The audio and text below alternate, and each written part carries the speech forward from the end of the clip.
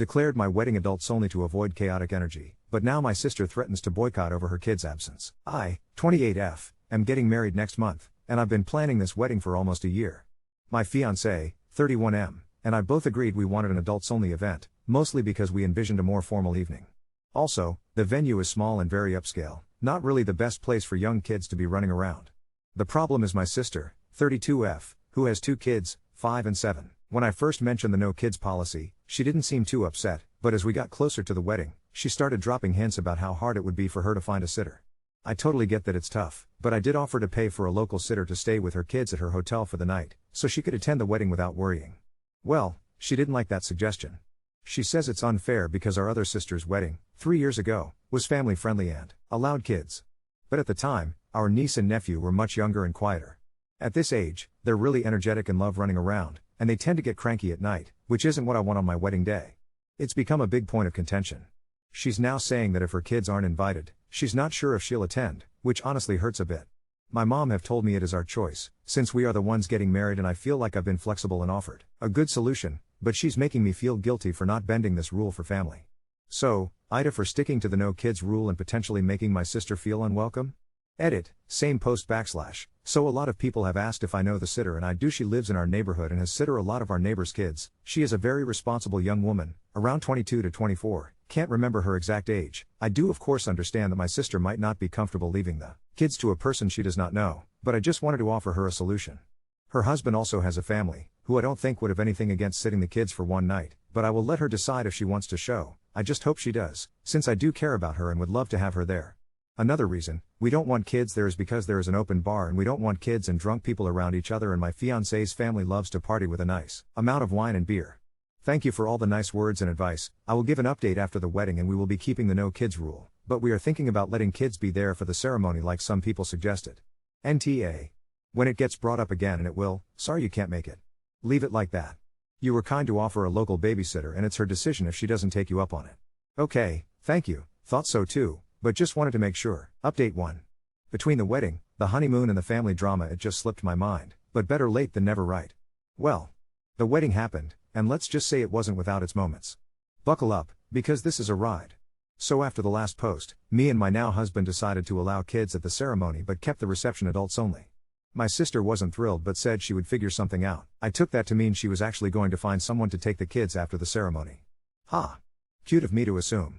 And it's not like I don't like my nephew and niece, they're adorable and sweet when we babysit them, because they know we set rules. But when my sister is there, they don't listen to anything cause she and her husband lets them do whatever they want. The ceremony was beautiful. My niece and nephew had their iPads, so they were still and well behaved, and for a moment, I thought everything would go smoothly. How naive I was. After the ceremony, me and my newlywed husband stayed to take some more photos, and then we moved to the reception. Guests were already mingling, drinks were being poured, and I was feeling great. Then, out of the corner of my eye I saw my sister, her husband and the kids. I thought she was just waiting for someone to come pick them up and didn't think much of it. Then about 20 minutes later my nephew bolted across the room and in between tables, nearly colliding with my stepfather. I looked at my maid of honor and we both walked over to my sister. Keeping my voice low, I reminded her that the reception was adults only. She sighed dramatically, like I was personally ruining her life, and said, "We couldn't find a sitter last minute, so we'll just keep them for a little while." No. I calmly told her that I had given her multiple options, including a fully vetted, well-recommended sitter and her own in-laws, but she thanked no to the sitter and apparently didn't ask her in-laws. She just shrugged and said, "Well, we're already here, and they're behaving fine." At that exact moment, glass shattered, my heart dropped. The entire room went dead silent. I looked around trying to figure out what happened, and saw my aunt, God bless her, I love her so much, lifting my nephew and handing him over to my stepdad.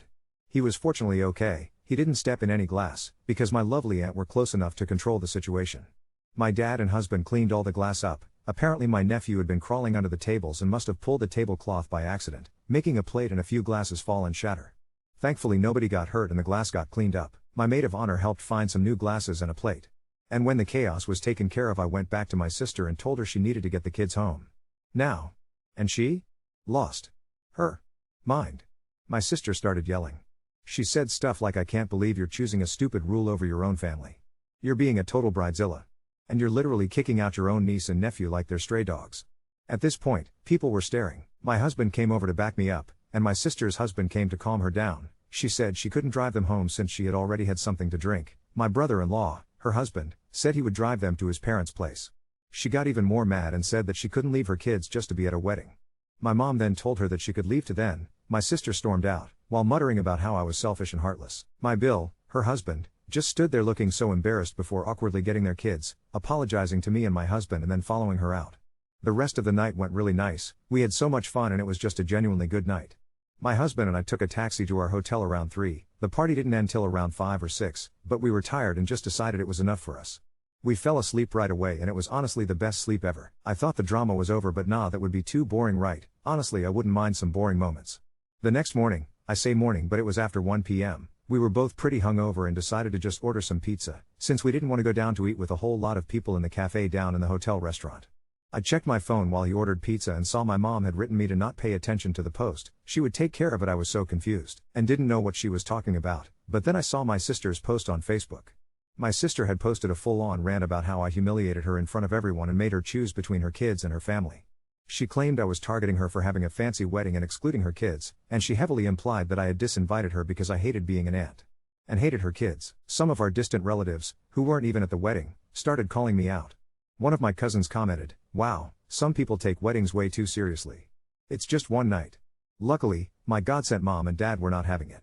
They had both jumped into the comments to set the record straight, saying, I had given her plenty of options and she was fully aware of the rule months in advance. I literally offered to pay for a sitter that she refused to use. I didn't want to get into it and just turned off the phone. A few days after the wedding, my Bill, my sister's husband, called me to apologize. He admitted that he had begged my sister to either accept my offer of a sitter or leave the kids with his parents, but she refused because she thought I'd cave at the last minute. He was mortified by how she acted and told me he had no idea she was going to make a scene like that. Apparently, they got into a huge fight about it afterward because he was embarrassed that she made a huge scene. I didn't really say much.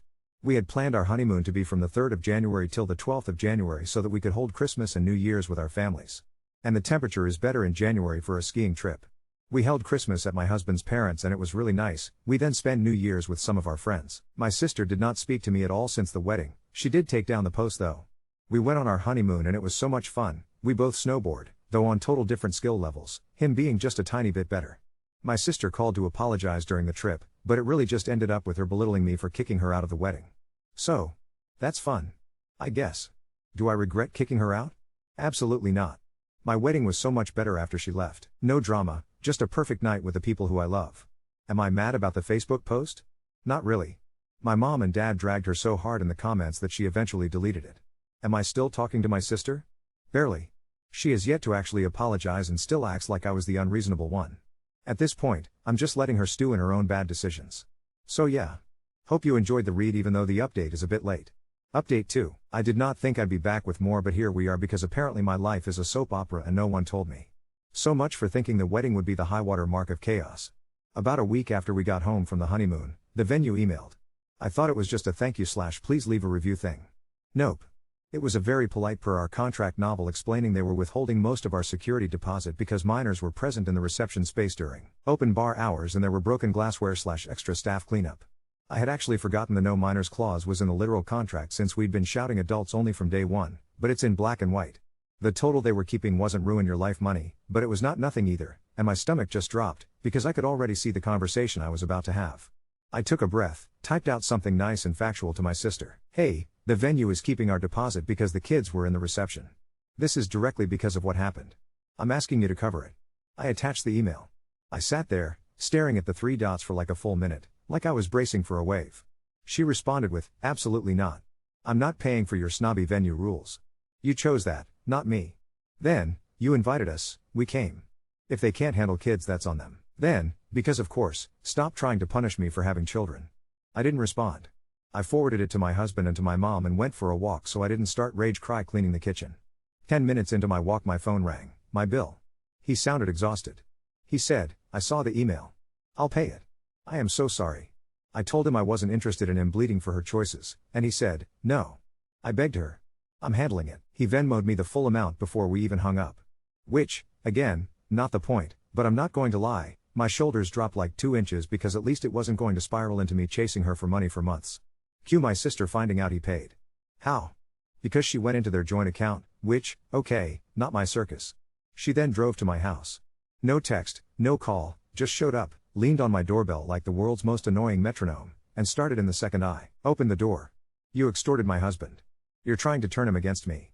You are obsessed with rules and money and appearances. I told her she needed to leave.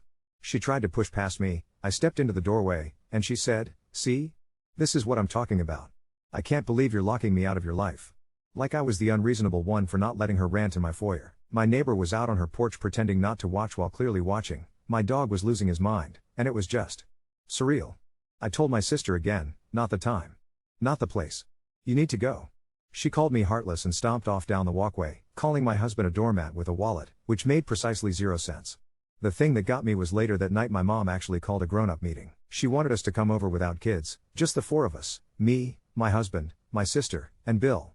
I asked 3 times if she had told my sister no kids because I did not have it in me for a repeat performance of Duck Duck Goose around her coffee table while we tried to talk. Yes, my mom said. Adults only. Famous last words. So we show up. We take off our shoes. We're pouring coffee.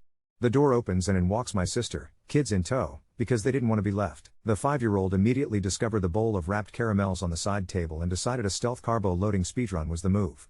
I looked at my mom looked at me, then at my sister, and for the first time I watched my mom's patience dissolve in real time. She took a breath and said, "I asked for no kids. We are going to talk as adults. Bill, please take them to the park. I have cocoa ready for when you come back." My sister did the splutter yell thing where sound doesn't come out at first, and then it all comes out at once. "You're all ganging up on me. This is so disrespectful." Bill quietly ushered the kids back out the door with a "we'll be back in an hour," and for maybe 15 minutes we managed to talk like rational people. She said I made her feel like a bad mom at the wedding, that she felt judged, that family spaces should always include family, parentheses the kids. I said I didn't think she was a bad mom, I thought she made a selfish choice and then doubled down, and there were consequences. She said everyone was overreacting about a couple of glasses. I pointed out it actually wasn't about the glasses, it was about respecting something we said and signed and paid for. She cried, like real tears, and said, "I felt like you were shutting me out of your life."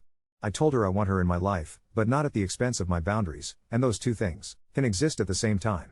She wiped her eyes and said, "You're so cold. You don't get it." At which point the front door opened and the kids came back in, and that was the end of the adult conversation.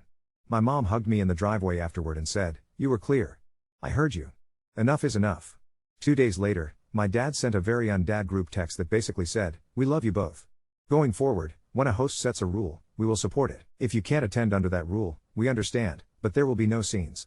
We are not doing that again." It was short, and you could feel the dadness radiating through the punctuation. I thought, okay, maybe we're finally leveling out. Hilarious. My parents had been planning a small vow renewal for their 35th in February. Cute dinner, nothing crazy, just their friends, some family, a toast, dancing in their living room because they're adorable. My mom, learning from the last several weeks of insanity, arranged ahead of time for the sitter I had originally offered to be at their house for any of the grandkids, including my sisters. She even paid her deposit. She told my sister personally, "We will have childcare at our house. The reception is adults. If you don't want to use the sitter, that's fine, but then you'll need to miss the adult part." My sister said, "We'll see." We show up. No children in sight. I exhale. Bill walks in a minute later and says hello, alone, and I could have hugged him. 10 minutes into the night my sister arrives. Alone. I honestly wanted to high-five the universe. She joined the circle, we laughed, my mom did a little speech about how my dad still leaves his socks everywhere, my dad did a little speech about how my mom has never met a scented candle she didn't immediately buy, and then my sister lifted her glass and said, "Since we're all here, we actually have news," and I swear to you the atoms in the room changed temperature. We're expecting. I'm happy for her, truly. Babies are babies, and new little people are new little people. But the timing. The timing. There was this weird ripple around the room like everyone was trying to calibrate their faces. My mom blinked, hugged her, and then did this masterclass boundary thing where she said, "We love that for you. We will celebrate you this weekend. Tonight is for us." It wasn't mean. It was just solid. My sister's smile froze for a second. She nodded. And then we carried on. I snuck outside with Bill later to help him carry in dessert, and he said under his breath, "That didn't go how she pictured." He looked bone-tired. He also said they had started counseling, which made me want to cry in a good way because maybe, something could shift. Meanwhile, in a twist that reads like a sitcom, guess who finally used the sitter? My sister. Not for the vow renewal, but like a week later for a date night she announced out of the blue. The sitter texted me afterward because she had my number from before and said, "The kids were angels. We built a blanket fort. They made me watch a cartoon about singing vegetables 3 times. The next day I ran into my niece at my parents' and she ran up and told me all about the fort like it was Disneyland. It was so cool, Auntie. We had strawberries in the blanket house, and I felt this fizzy mix of relief and rage that the hill my sister chose to die on was not even a hill. The kids were fine. She was just entrenched. There's a part 2 to that, the bill. Even though Bill had paid the venue fee, my sister evidently decided that was an affront to her sovereignty and demanded he ask for it back. He told her no.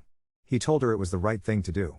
My phone pinged with a novel from her about how she knew I had manipulated him and how I was not going to win, and then for good measure she told me that if I kept making everything adversarial she'd have to protect her family, which, I think, was her warning me she'd keep the kids away. I stared at that one and honestly just laughed. Like, you're going to punish me by not bringing your kids to adult events? Babe, that's the prize. We have not seen her much since the vow renewal beyond 2 quick stop-ins at my parents' where she floated in and acted like nothing weird had ever happened, and then floated out again, trailing crumbs and opinions. I'm not chasing it. My mom isn't either. That's been the biggest change. My mom loves being the fixer, the let's all just get along person, and she has very gently retired from that sport. She told me she's done negotiating with people who don't negotiate. Last weekend I ended up at the park with my dad and my niece because she wanted to show Grandpa how fast she can go on the fireman pole, and Bill brought my nephew later after soccer. It was the first time I'd seen them without my sister in a minute. My niece crawled into my lap and said, "I'm sorry I made a mess at your party. It just about split me in half." I told her, "You didn't do anything wrong, kiddo. Grown-ups didn't make good choices that day," and she nodded very seriously and then asked me if when she's 8 she can have a llama at her birthday. We discussed the logistics of llama care like it was policy. Oh, and because there apparently always has to be a cherry on top, remember the cousin who popped off with "It's just one night"? She got engaged and asked me for my venue contact because it looked so elegant, and I had to sit on my hands not to type. Be sure to read the contract. I sent her the info, wished her a beautiful wedding, and then told her to tattoo boundaries on her forehead. Kidding. Mostly. So that's where we're at. Me and my husband are good, life is good, my parents are doing actual ballroom classes now because they got the bug after their living room tango, and my sister is still on her island, but maybe building a bridge with a therapist. I'm choosing calm. If the bridge lands on my shore, great. If it doesn't, also fine. I'm not the bouncer of anyone else's feelings. I am, however, banning caramels from my mom's side table until further notice. Update 3. I was really hoping the credits had rolled and we could all eat popcorn and talk about how the middle act dragged, but apparently there's a deleted scene, and a blooper reel, and a surprise mid-credits teaser. My life is a Marvel movie without the budget. So, the cousin who asked for my venue info? She said a very clear ceremony, kids okay, reception 21+ line, put it on her website, printed it on the invitation, had the planner send a reminder the week of. She even had the cute "We adore your littles, but tonight is a grown-up party" wording that Pinterest moms swear makes it palatable. She also had wristbands at the reception door and the venue staff actually checked IDs like it was Coachella for dentists. I went in determined to mind my business, applaud at the right moments, eat the mini crab cakes, go home. We got dressed, I put on shoes that lied to me about being comfortable, my husband looked unreasonably handsome in a navy suit, and we headed out. The ceremony was sweet. Sister came to that part, and the kids looked like catalog children, hair brushed, little jackets, shiny shoes. I felt this weird melancholy. I love them, and they are not the problem, but gravity exists and so do rules. I took a picture of them with my mom under a tree and it legitimately looks like a Hallmark poster. Bill was doing the hand on shoulder "we're leaving after this thing." I nodded. He nodded. We are a 2-man semaphore team at this point. Cut to the ballroom lobby 45 minutes later. There's a line because champagne flutes are everywhere and the band is warming up, and the staff are wristbanding people. I recognized the planner from our own wedding and felt a nostalgic urge to salute her. Sister was 3 people ahead of us. The kids were with her. Bill was not. I felt my stomach do the cartoon slide whistle drop. The hostess said, cheerful but firm, "Hi. We're wristbanding for 21+. The kiddos are headed to the sitter room down the hall," and pointed to a literal dedicated childcare suite with 2 sitters, beanbags, a movie projected on the wall, and a mountain of goldfish crackers. You would have thought she'd pointed to a pit of crocodiles. My sister's smile calcified. "They're staying with me," she said, all saccharine. "Planner, we can't let children in the reception room. It's in the contract." "Sister, my children are well behaved." Planner, "That's great, they can be well behaved in the kid space." "Sister, I was told family is welcome." Planner, without missing a beat, "And they are. We've made space for them right here." I could feel the static in the air. People started doing the not looking. I squeezed my husband's hand hard enough to fuse our bones and stared very intently at a centerpiece so I wouldn't get vacuumed into it. She tried to step past. Planner casually stepped sideways. "I have never loved a stranger more." Sister's voice went up an octave. "This is humiliating. I am the cousin." And then, like a ghost summoned by a dramatic monologue, my actual cousin appeared, smiled at me and hugged me first, and then turned to my sister and said, "I love you. The kids go down the hall or you leave. Your call." The tone. It was surgeon steady. My sister sputtered. The 7-year-old asked if there would be pizza. The 5-year-old said she wanted to sit in a beanbag. Bless those children. Bill slid in from nowhere like a ninja and said, "I've got them," gave my cousin a quick apology, and shepherded the kids toward the kid cave. My sister stood there like someone had paused her. Then she unfroze, hissed, "Unbelievable," at my cousin, and stalked away. I stepped aside. I did not make eye contact. I breathed for what felt like the first time in 10 minutes. She came back 20 minutes later without the kids and a face like polished stone. She did not look at me. Fine, we danced, cousin glowed, the crab cakes delivered, and the night was delightful. Afterward, my cousin texted me, "If I ever waver on anything, remind me of today," and a heart. Sister texted me, "I know you told her to do that." I replied, "Nope," and put my phone on Do Not Disturb because I am tired of being yo-yoed. While we're here, you know the sitter I offered a million years ago who later built a blanket fort empire and survived a vegetable choir marathon? My sister has now booked her 3 times. This is only notable because on the 3rd time, I got a message from the sitter, very polite, very apologetic, asking me if I knew whether it was normal that people paid later. I asked her what she meant. She said my sister hadn't paid her for Saturday and told her she'd get it to her next week, then didn't answer her follow-up text. My eye twitched so hard I could see sound. I told her, gently, that next week is a black hole and she should send an invoice with a due date. She said okay. 30 minutes later my phone pinged. It was my sister, opening with, "Wow. So you're coaching people to shake me down now?" I didn't rise. I wrote back, "Pay the sitter." She wrote 6 paragraphs about how she doesn't need to justify her finances to me, how money isn't everything, and my personal favorite, "You have no idea how hard it is." I replied, "I don't need an idea. Just pay the sitter." I also forwarded it to Bill. 10 minutes later, "Paid," popped up from him, and then he called the sitter and apologized. When I saw him 2 days later he looked like someone had scribbled a headache behind his eyes with chalk. And then, because the universe takes requests now apparently, I got a call from the elementary school. I was listed as an emergency contact and my nephew had a fever and needed pickup. I didn't even know she'd put me on there. I asked where Bill was, stuck in a work thing across town. I asked where she was, OB appointment. I went. I signed in with my license, got my visitor sticker, and the nice school secretary handed me a limp, pink-cheeked 7-year-old who greeted me with, "My head is a volcano." I brought him back to our place, set him on the couch with a water bottle, put on a nature documentary with a narrator who sounds like a nap, and texted both of them that I had him. He was okay, and I'd bring him home after he napped. My sister called me as I was making toast. Her voice was sharp and weird. "Why did you pick him up? You should have waited for me." I looked at the kid, eyes glazed with Tylenol and lava. "Because he had a fever and the school called me." She said, and I quote, "I'm his mother." I said, "I didn't try to be something else. I'm in your emergency contact slot. I'm doing exactly what that means." She paused long enough I could hear people shuffling in her waiting room, then said, "Smaller, okay," and hung up. After the appointment she texted, "Thank you." 2 words. No emoji. But it wasn't nothing. That night, my nephew left me a crumpled post-it that said, "Thank you for the toast with cinnamon sugar," in handwriting that looks like a suspicious fence. I kept it like a weirdo because I'm a sucker. Baby shower. If you are picturing pastel balloons and delicate food and small talk about diaper brands, same. My mom and my aunt were in charge, which should have been my first clue to get out of the blast radius because those two can throw a party that could feed an army and then send everyone home with leftovers to stock a fallout shelter. My sister wanted a simple afternoon tea vibe. My aunt heard Tower of Finger sandwiches, 12 pies, a swan made out of folded napkins. My mom rented the community hall because my sister's dream venue was a winery that very kindly said, "We don't host events with no alcohol on Saturdays," and my sister very unkindly took as a personal affront instead of a policy. "It's the vibe," she kept saying. My mom said, "The vibe is we're not shutting down their business." 3 days before, my sister declared she wanted a phone-free shower, which, given the gauntlet of cameras she's run in the last few months, was ironic. My mom asked if that meant she didn't want photos and she said, "No, I want the designated photographer to handle it." The designated photographer turned out to be my Bill's cousin's girlfriend who has a very nice iPhone. Fine. We arrived early to hang tulle and wrangle bunting and set up a table where every gift was already labeled to speed up the open and coup. My sister floated in an hour late looking very cute in a white dress, put a hand on her belly, and announced she was exhausted. Okay. Then she looked around and said, loudly, "Where are the kids? They're supposed to bring me the gifts, that's the whole point." My mom, who had 4 slow blinks left in her that day, said, "Careful, you asked for an adult's tea." Sister's face did the freeze again. I never said I didn't want my kids. Why would I not want my kids? She glared at me like I'd left them on the side of the road with a granola bar. I said, "They're with the sitter. You can FaceTime them for the present part." She huffed. We set up the iPad. The kids waved. The 5-year-old yelled, "I can see Nana." And cake. Everything is content. For 15 minutes it was actually sweet. Then she did it. She reached under the main table and tugged out a box and said, "Okay, This is silly, but I wanted to do a little reveal we didn't get to do before, and pulled out confetti cannons. In the community hall. With a rented damage deposit.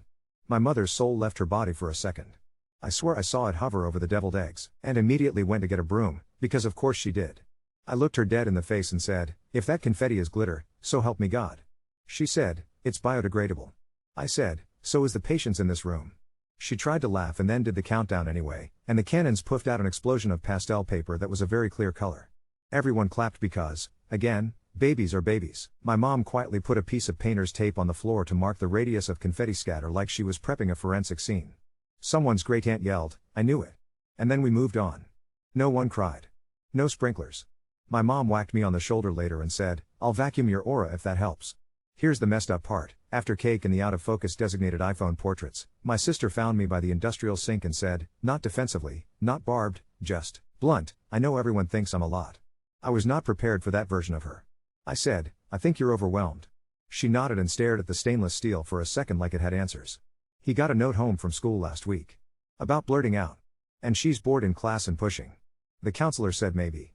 Attention stuff. I felt all day like everyone could see bad mom on my forehead. Something in me unclenched. "That's not on your forehead," I said, "that's your own head. We all have that voice." She shrugged in a way that made her look 12. "If I say no kids it makes me the bad mom. If I bring them it makes me selfish. If I leave them with someone else it makes me lazy. I feel like there is literally no right." I leaned on the sink. "There's only right for today. That's it. And then you get to make different choices tomorrow."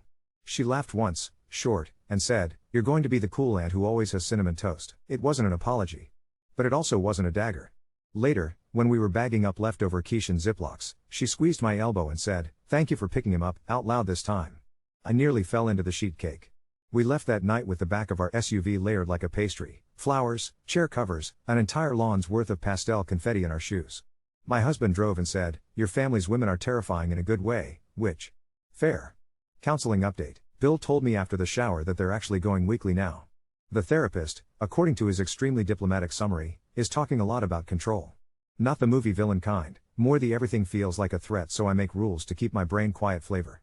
It tracks. He also said they're doing a thing where they each say the same sentence and fill in the blank. "When you, blank, I feel, blank, I need, blank." He laughed when he told me because he said his first try was, "When you scream at community center staff, I feel mortified, I need us to read the contract before you buy confetti cannons," which is on the nose but also technically A+. A week after the shower I got a text from my sister that said, "Do you think you could be our overnight when the baby comes? I don't want mom to have to do it and Bill's parents are out of town that week." I stared at it and felt my whole inside zing because a year ago the version of me that wanted to keep the peace at all costs would have said yes before it formed on my screen. The current me, who likes sleeping and sanity and choices, took a breath and said, "I can be on call to get the kids when it starts and keep them the first night. After that, we'll reassess. I can't commit to a week." She typed, deleted, Then, okay. Thank you. Growth for both of us, I think. 2 more things because my life is an anthology at this point. The dog. My dog, who is 90% ears and 10% anxiety, has decided Bill is his person. Every time Bill shows up, my dog becomes a wiggling centipede of joy. He came over last Sunday to return a folding table from the shower and the dog whined at the door 3 hours later, went to his bowl, and flopped down like a widow in an opera. We are considering getting him a tiny picture of Bill for his collar so he can have it like a soldier's sweetheart in a locket. The neighbor. Doorbell lean neighbor. She brought over banana bread and said, "I realized I never said anything, but if you ever need a witness for anything, I saw what I saw." Then she patted my arm and told me she loves my shoes every time I wear them, which made me feel like I had a small town council of aunties looking out for me.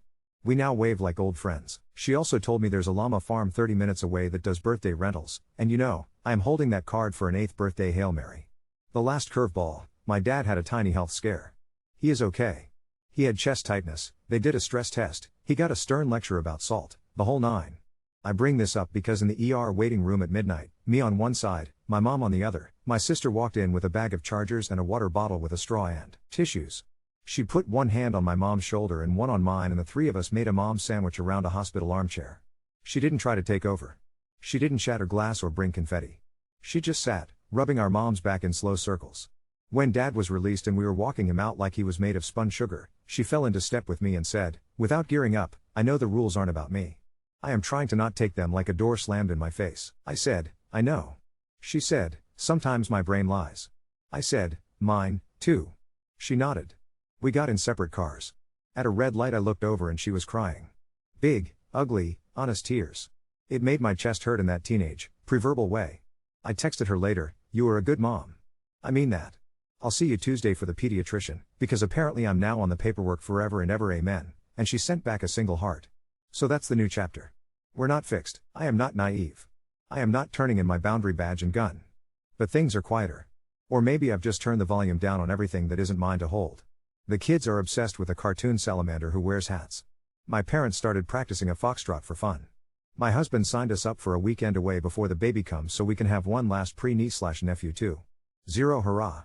The cousin sent me her seating chart and asked if I wanted to sit near the dance floor or the bread, and I said, bread, because I am now someone who has learned what lane I'm happiest in. Also, the caramels are still banished from my mom's side table. We replaced them with individually wrapped Werthers out of respect for the elders and for the glassware. Progress comes in weird wrappers.